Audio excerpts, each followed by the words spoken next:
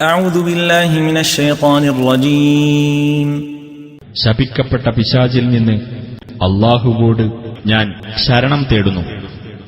قل أرأيتم إن أخذ الله سمعكم وأبصاركم وختم على قلوبكم من إله غير الله يأتيكم به انظر كيف نصرف الآيات ثم هم يصدفون.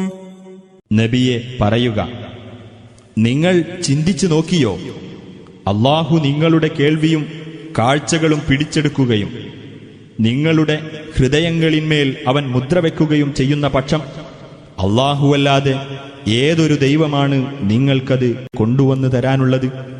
നോക്കൂ, ഏതെല്ലാം വിധത്തിൽ നാം തെളിവുകൾ വിവരിച്ചു കൊടുക്കുന്നു, എന്നിട്ടും അവർ പിന്തിരിഞ്ഞു കളയുന്നു. قل أرأيتكم إن أتاكم عذاب الله بغتة أو جهرة هل يهلك إلا القوم الظالمون.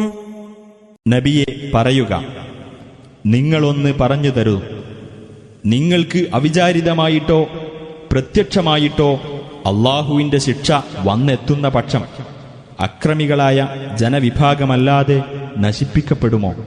وما نرسل المرسلين إلا مبشرين ومنذرين فمن آمن وأصلح فلا خوف عليهم ولا هم يحزنون. സന്തോഷവാർത്ത അറിയിക്കുന്നവരും താക്കീത് നൽകുന്നവരും ആയിട്ടല്ലാതെ നാം ദൂതന്മാരെ അയക്കുന്നില്ല.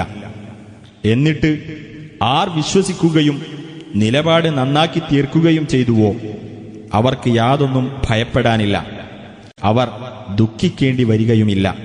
والذين كذبوا بآياتنا يمسهم العذاب بما كانوا يفسقون. എന്നാൽ നമ്മുടെ ദൃഷ്ടാന്തങ്ങളെ നിഷേധിച്ചു കളഞ്ഞവരാരോ അവർക്ക് ശിക്ഷ ബാധിക്കുന്നതാണ്, അവർ ധിക്കാരികളായതിന്റെ ഫലമായിട്ട്.